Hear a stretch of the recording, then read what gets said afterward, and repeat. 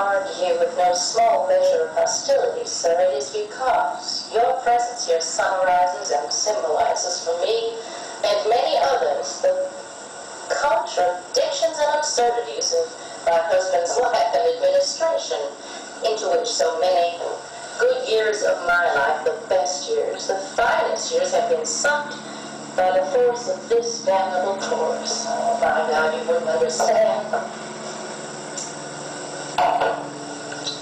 You know what they're calling this whole thing? Rogue and all his thugs? The Grand Inquisitor.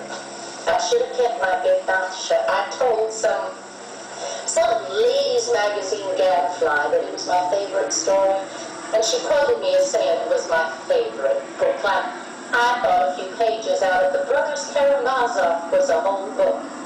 And now it's Laura Bush's favorite book. Super. Idiots. Idiots.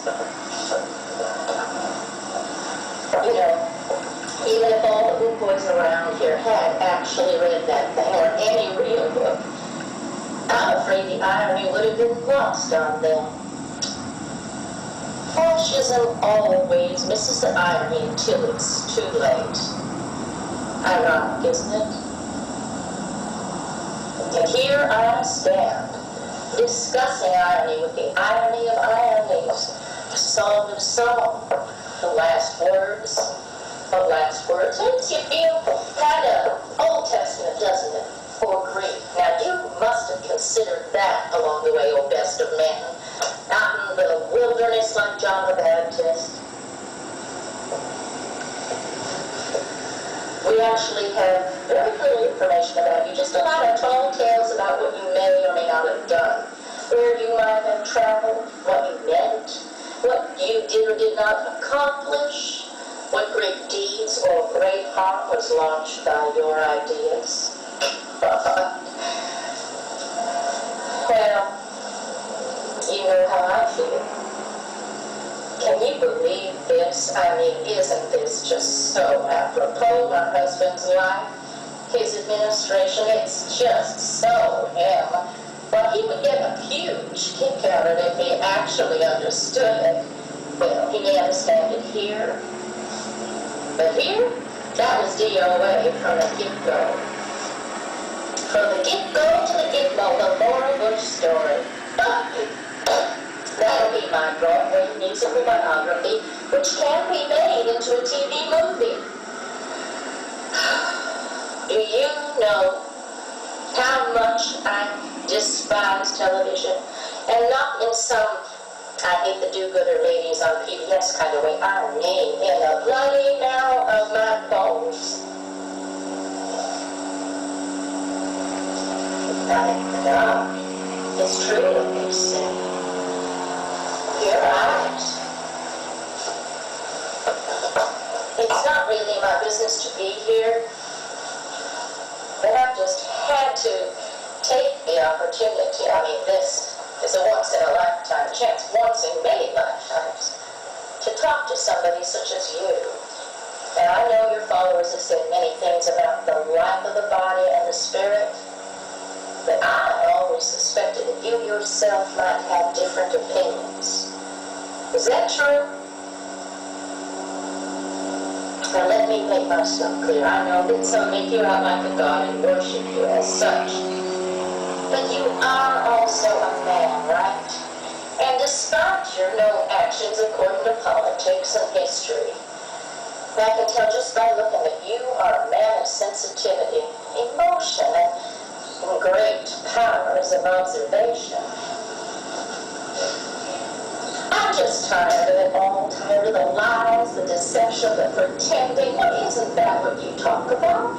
Isn't that what makes you mad? Isn't that what all this is about? Lies? You're mad at the world. I'm mad at a man. Of course, I am also furious about the betrayals of our nation, our deals, our whole way of life. But it's not really him so much. He is just an excuse. I'm really mad at myself. At my body, my hands, my eyes, my hips. They betrayed me. Do you understand? They led me, they dragged me to that little man, that sexy little man. With the sparkling eyes and always a funny thing to say. And into bed we went and stayed there for some time.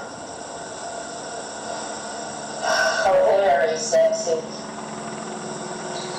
So sexy that I lost my mind. I lost my life to that me, a librarian sworn to books and ideas, and him, beer and baseball.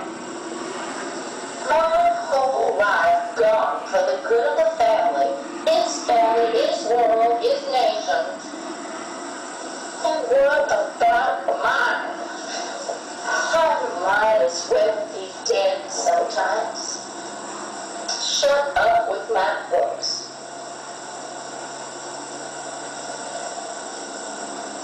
Poor little Condi. She doesn't have a clue. Or a chance. Well, he snared her just the same. She's a soft little rabbit who hops up and down the piano, waiting for a love that will never come. But do you know something?